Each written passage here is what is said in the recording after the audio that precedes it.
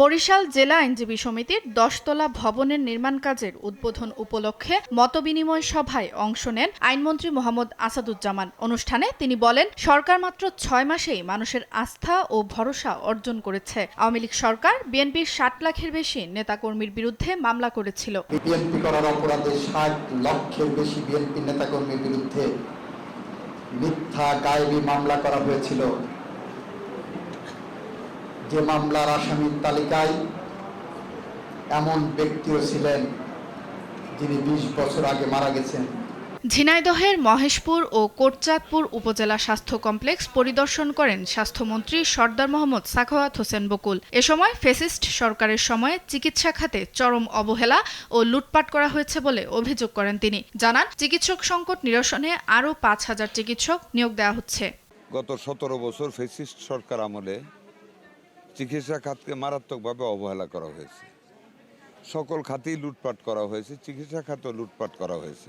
বরিশালে 17 কোটি টাকা ব্যয়ে নির্মিত বিভাগীয় আধুনিক তথ্য কমপ্লেক্স উদ্বোধন করেন তথ্যমন্ত্রী জহিরুদ্দিন স্বপন। বলেন, তথ্য ভবনের মূল্য বৈশ্বিক মানদণ্ডে নিতে চায় সরকার।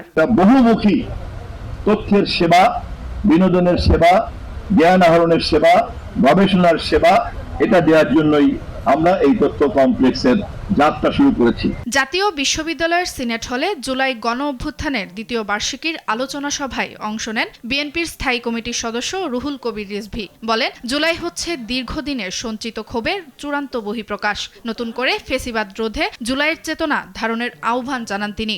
জুলাই হচ্ছে দীর্ঘদিনের যে সঞ্চিত ক্ষোভ, সেই ক্ষোভের চূড়ান্ত বহিঃপ্রকাশ। ফ্যাসিবাদের লোকরা তো এখনো আছেন বিভিন্ন জায়গায়, তারা তো ঘোরাফেরা করছেন। হারিয়ে যাওয়া সংস্কৃতি, ঐতিহ্য, গল্প, গান ও কবিতা নতুন প্রজন্মের মাঝে ছড়িয়ে দেওয়ার আহ্বান জানিয়েছেন সংস্কৃতি বিষয়ক মন্ত্রী নিতাই রায় চৌধুরী। রোববার খুলনায় নজরুল বর্ষ উদযাপন উপলক্ষে মতবিনিময় সভায় এ আহ্বান জানান তিনি।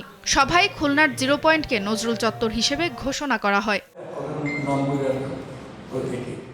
এদিকে চট্টগ্রামের জিয়া স্মৃতি জাদুঘর পরিদর্শন করেছেন সংস্কৃতি প্রতিমন্ত্রী আলী নেওয়াজ মাহমুদ খৈয়ম। বলেন, বিগত সময়ে গণতান্ত্রিক রীতি অনুসরণ না করায় ঐতিহাসিক স্থাপনাটির জরাজীর্ণ অবস্থা। দ্রুততম সময়ে সংস্কার কাজ সম্পন্ন করে জনসাধারণের জন্য এটি উন্মুক্ত করা হবে বলেও জানান তিনি। পুরনো ঐতিহ্যগুলো থেকে আমাদের অনেক শিক্ষণীয় আছে, সে কারণে ঠিক যেভাবে এটা তৈরি করা হয়েছিল আমরা ঠিক সেভাবেই এটাকে সংরক্ষণ করার জন্য চেষ্টা করছি। সুপ্রিয়া তৃষা, নিউজ ডেস্ক, দেশ টিভি।